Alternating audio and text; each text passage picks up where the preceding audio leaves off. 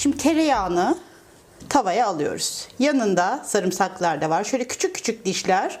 6-7 diş yeterli. Şöyle erirken sarımsakları da karıştırıyorum. Bu kahvaltı için de çok güzel bir tarif.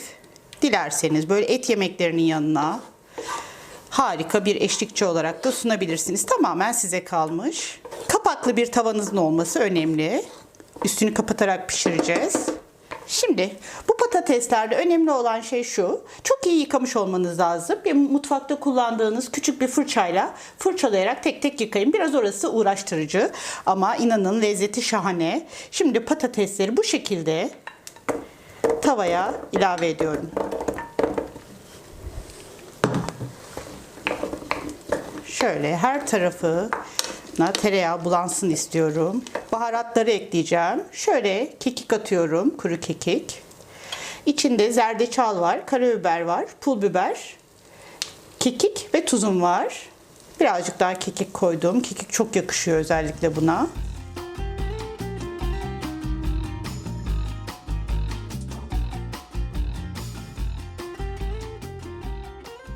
Her tarafına baharatlar bulandı, tereyağı bulandı. Şimdi ise yapacağımız şey çok basit. Hiç su koymadım dikkat ettiyseniz. Sadece tereyağımın yanmaması için birazcık şöyle zeytinyağı gezdireceğim. 1 yemek kaşığından fazla, 1-2 yemek kaşığı zeytinyağı. Sonra üzerini kapatacağım. Ocağımı kısık ateşe getireceğim ve küçük ocağa alacağım ve pişmeye bırakacağım. Şöyle bakın. Pişmeye devam ediyor. Şöyle birazcık karıştırıyorum. Hiçbir şey sürmüyorum. Kepçe karıştırmak için bir aparat. Şöyle elimle karıştırıyorum. Kapağını kapatıyorum. Yeniden pişmesi için bekletiyorum ocakta. Bu harika patateslerimi servis tabağıma alıyorum. İster etinizin yanına, ister kahvaltı sofranıza, isterseniz 5 çayı sofranıza rahatlıkla servis edebilirsiniz.